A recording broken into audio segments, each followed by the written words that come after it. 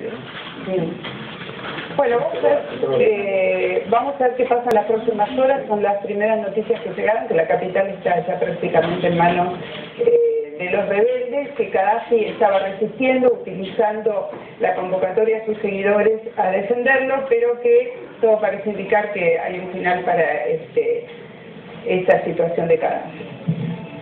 ¿Qué pasa con Moyano? Se habló toda la semana de Moyano. Hoy mismo Moyano salió a decir que le está firme, que sigue en la CGT, que está todo bien. Es una maniobra, una operación, como salió. Digamos, después da la sensación que después, como vos decís, de la paliza del domingo pasado, había que buscar otro eje, ¿no? Y un medio que es el que sigue haciendo agenda, buscó hacer el eje con Moyano, ¿no? Otra vez que lo querían bastante tranquilo, porque se habían metido con la madre, se habían metido con Zaffaroni y se habían metido con otras cosas. ¿El que se habían metido quiénes? Y Clarín, digamos, todas las operaciones de Clarín, de Perfil, hablamos de los títulos que hacen agenda en muchos colegas públicos, Yo primero no hablé de palizas, yo hablé de un resultado electoral que es incontrastable, que como todos los que creemos en la democracia, uno va a respetar, abrir, digamos, las urnas dijeron tanto y es más que probable. Pero es así, han quedado desacomodados. Es decir, acá los que planteaban un escenario virtual nuevamente, quedaron desacomodados por la fuerza de los votos. Ahora, y en ese desacomodamiento que tuvieron, porque acá ¿qué escenario estaban tratando de armar? Un escenario donde Cristina no llegara al 40%, por ahí, que entre los dos candidatos que había elegido el establishment, que eran Alfonsín y Duhalde, pelearon el segundo puesto, uno alrededor del 20, el otro el 15, 16, y con ese acuerdo que aparecía, bueno, que el que sacara más votos era el que iba a ir por el balotaje. Todo un escenario armado desde la construcción esotérica, diría yo, ¿no? Y eran tan malos los candidatos que no solo no ganó ninguno, sino ni siquiera ganó uno. Sacaron mucho menos votos de lo que pensaban, sacó mucho más Cristina, y hasta empataron. Entonces, esa construcción se derrumbó absolutamente. Y bueno, ahora están pergeñando. Entonces, mientras pergeñan algo, hay que buscar algún eje que siempre es funcional a los objetivos del poder económico y es debilitar a los trabajadores. El que trae el tema primero a escena de Moyano es Lescano, cuando dice que su compañero está cansado, que se va a retirar, que todo eso, y después, a partir de ahí, obviamente... Pero por acá, no pasa nada, el regreso de los muertos vivos, es el nuevo sindicalismo, Lescano. Digamos, convengamos...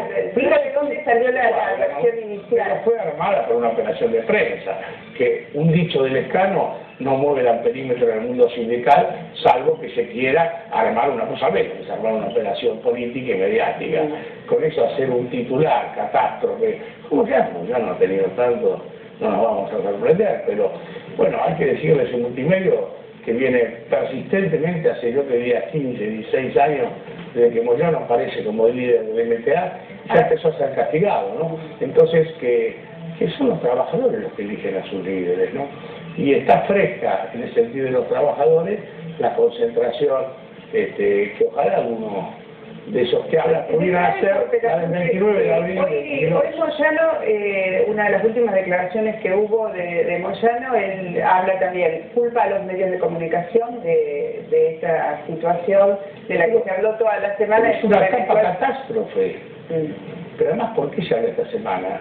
Porque no quieren hablar de lo que pasó el domingo, o ponerlo en segundo plano. Entonces tienen que poner, no sabés cómo se manejan algunos intereses del poder, no te voy a explicar yo, Mónica. Y acá lo pusieron otra vez a Moyano para hablar de otra cosa. Como si acá la preocupación fuera si Moyano quiere mandar su tarea. Luis Barrio Nuevo también es una declaración. Luis Barrio Nuevo es también parte de... Pero Luis Barrio Nuevo es otra... de la CGT, digamos. Luis Barrio Nuevo está con los derrotados del domingo. No lo digo vos, lo digo yo, por paliza. Entonces, ¿desde dónde van a hablar y van a condicionar la realidad?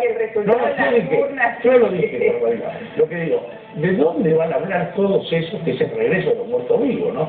Perdieron las elecciones, los candidatos con que jugaron, y ahora desde la derrota quieren marcar un cambio en la CGT. No, nosotros creemos que hoy lo que entra en discusión fundamentalmente, más que hoy seamos conscientes, a partir del 23 de octubre. Yo pienso que Cristina va a sacar más votos el 23 de octubre que ahora, pero acá esto fue unas primarias, las elecciones reales son el 23 de octubre.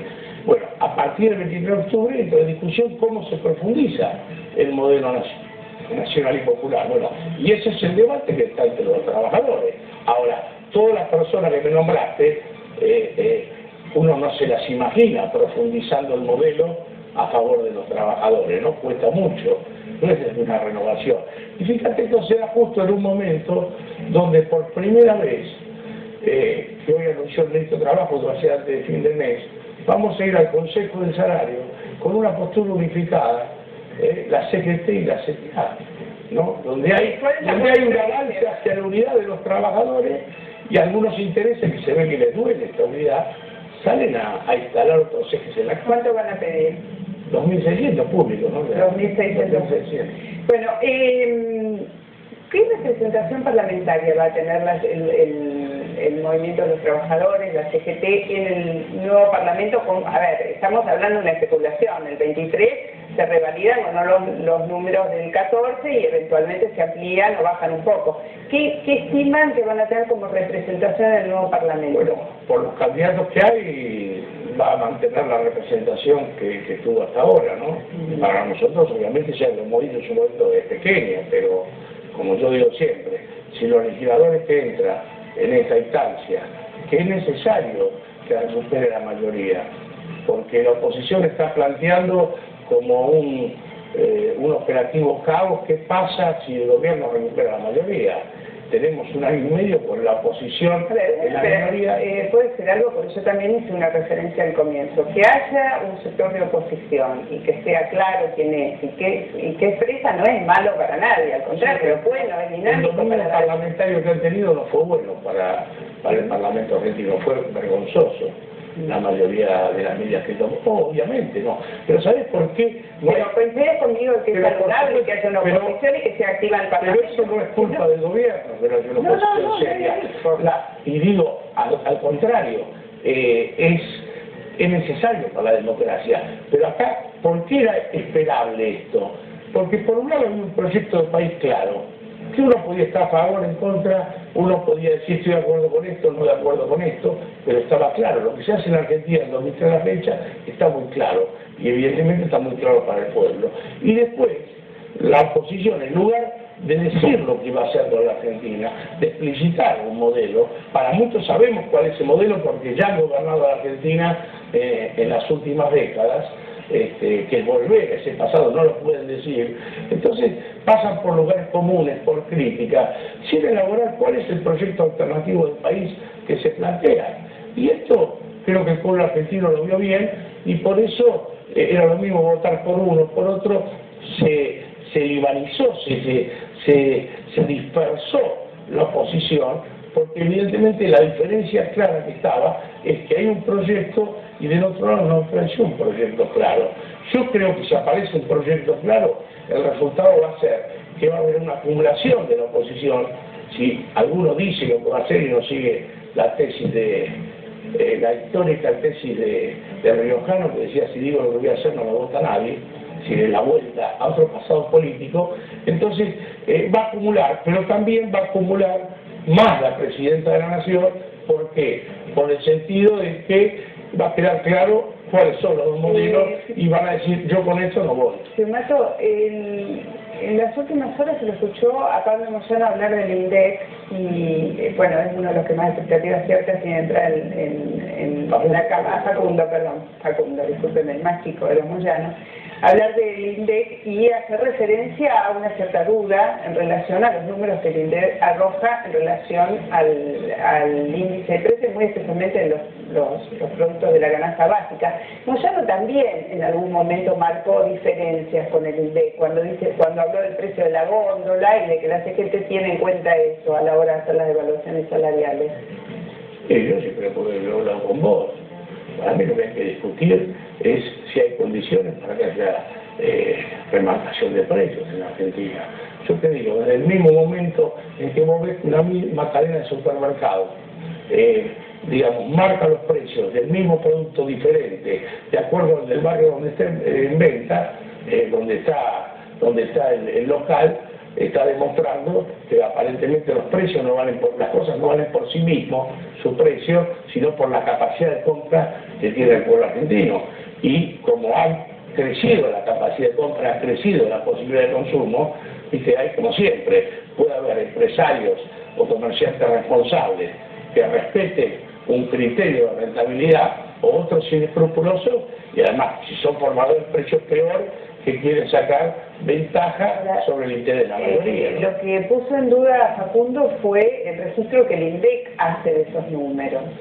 No, lo que pasa es que yo te digo que el tema es difícil de hacer, porque su mismo producto, vale, yo no soy un especialista, no soy economista, pero si un mismo producto tiene dos precios, en la misma cadena de supermercados, en dos barrios distintos, ¿cuál tomás? ¿Tomás un promedio? ¿Cuál es que tomás? Y yo creo que el INDEC, por lo que sé, el INDEC, la reforma que ha habido, tiene que ver, como pasa en todos los países del mundo, tiene que ver con los productos que se toman para medir. Nosotros tuvimos, yo recuerdo en el año 91, cuando Martínez Dios modificó el INDEC, que no generó las protestas que generó durante este gobierno, y donde te valoraba muchísimo todos gastos suntuarios, te definían los que estaban atados al dólar, los que estaban atados a una realidad como los cruceros por el Caribe, y que evidentemente la mayoría del pueblo argentino que se quedaba sin trabajo no podía hacer uso de eso, ¿no? Entonces siempre, yo creo que siempre es polémico. Cuando murió Néstor Kirchner empezó a insinuarse un cambio en el vínculo de la CGT de Moyano, la CGT que representa a los trabajadores, con el gobierno nacional y con Cristina en particular. Y no estoy haciendo una valoración de ese vínculo. Digo, ¿cambió el vínculo? ¿Tiene matices diferentes a los que tenía antes? En tal caso, ¿en qué cambió?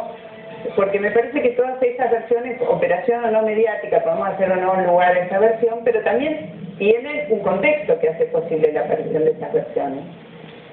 No, yo creo que la ausencia de Néstor cambió en todos lados. Néstor tenía una presencia muy comprensiva, Néstor hablaba con todos, mientras Cristina gobernaba, Néstor tenía contacto directo con todos los sectores, no solo con la CGT. Vos podés hablar con cualquiera de los gobernadores, los intendentes, de los movimientos sociales.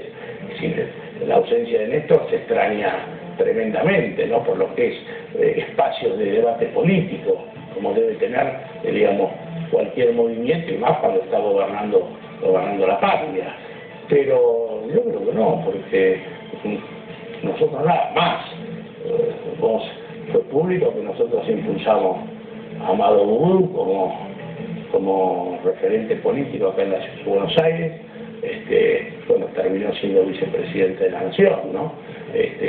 Y hay un nexo y un lazo muy estrecho hacia el nivel, así que también se habló en su momento que no les alcanzaba a satisfacer la cantidad de representantes que llevaban el año. Pero eso pasó, ya te digo, si los legisladores que van a subir el 23 de octubre votan la ley que necesitan los trabajadores para avanzar en esa justicia social y profundizar en esa justicia social, estamos hablando de la participación de los trabajadores en las ganancias. Esto es aplicar la Constitución Nacional. Hablamos de una reforma impositiva, digamos, donde sea menos regresiva, ¿no? Toda una serie de modificaciones que son públicas, la ha hecho la CGT. Yo creo que está el tema es un proyecto mío para acabar con la explotación de los trabajadores a través del método de tercerización y subcontratación, ¿no? Que es una reforma a la ley de trabajo que hizo la dictadura militar. Entonces, si esto sale, evidentemente no hace falta que los trabajadores tuviéramos más legisladores, pero esto es un debate que ya está, digamos, ya está agotado y no juega para el escenario que tenemos hacia el 23 de octubre. Una de las cosas que yo leí es que uno de los hijos de Moyano podría hacer la sucesión de Moyano en la CGT. ¿Eso es también parte de una campaña? ¿O almorzarse la cena? Almorzarse la cena. Moyano tiene mandato hasta el año que viene, tiene un liderazgo completo, te vuelvo a decir, está muy fresca las imágenes de más de 500.000 trabajadoras y trabajadores colmando la avenida 9 de Julio, Y ese es un liderazgo que no se consigue de la noche a la mañana en la Argentina. El día que aparezca un dirigente que defienda mejor a los trabajadores de Moyano, podremos empezar a hablar. Mientras siga siendo Moyano el que lo defienda con esa coherencia, que le genere estos problemas. En aquellos que no quieren que los trabajadores crezcan en derecho, Moyano pasa a ser un... Lo de almorzarse la cena me parece que va a Twitter, porque es muy tuitero, ¿no? Sí. Tiene muchos seguidores, ¿cómo viene Twitter? 23.000, sí. ¿Y cuántos tweets lleva puesto? Un poco menos de la mitad. Porque hay una relación entre cantidad de tweets. Bueno, al que quiera seguirlo está en Twitter. Gracias, ¿eh? Chao.